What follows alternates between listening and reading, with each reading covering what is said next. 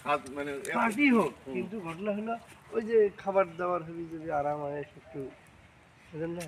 ইসলামপন্থী মানুষ এগুলা যদি দুনিয়াবি নিয়ে বুঝলেন? থাকে ওগুলো পরে ওখানে পরে আমরা বগুড়ার শাখা না, থেকে না, আমরা প্রতি পরে সপ্তাহে বুঝি ঢাকা যাচ্ছিল।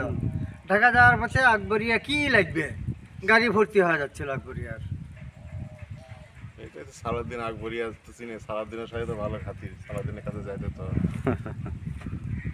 এই হরিণের মাংস বলে স্বাদ লাগে। হ্যাঁ, খুব স্বাদ, সুস্বাদু মাংস। মানে কি, ওই যে বড় পোক্ত ইলিশ মাছ খাইছেন, ইলিশ মাছের গোস্তের উপরে এক জাতীয় লাল লাল চামড়ার নিচে এক জাতীয় একটা ইয়ে পড়তে থাকে, ঠিক ওই জাতীয় হরিণের গোস্ত।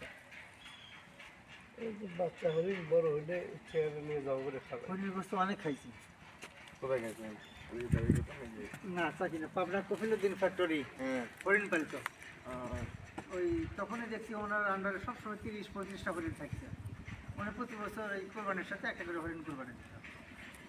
এই যে বসছি পাবনা, তো তো এই সেই সময় দেখি যেখানে দাওয়াত খাওয়া হচ্ছে।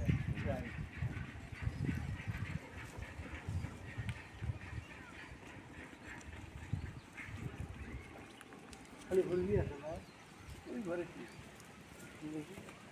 এখানে খাওয়ার কথা মেলা মনে পড়ে, কারণ আমার ঘরের উপরে কি একটা খাইছে ইন্স্যুরেন্স, আমি এন্ট্রি দিছি, সব কিছু আমি করছি পার্টির কাছ থেকে।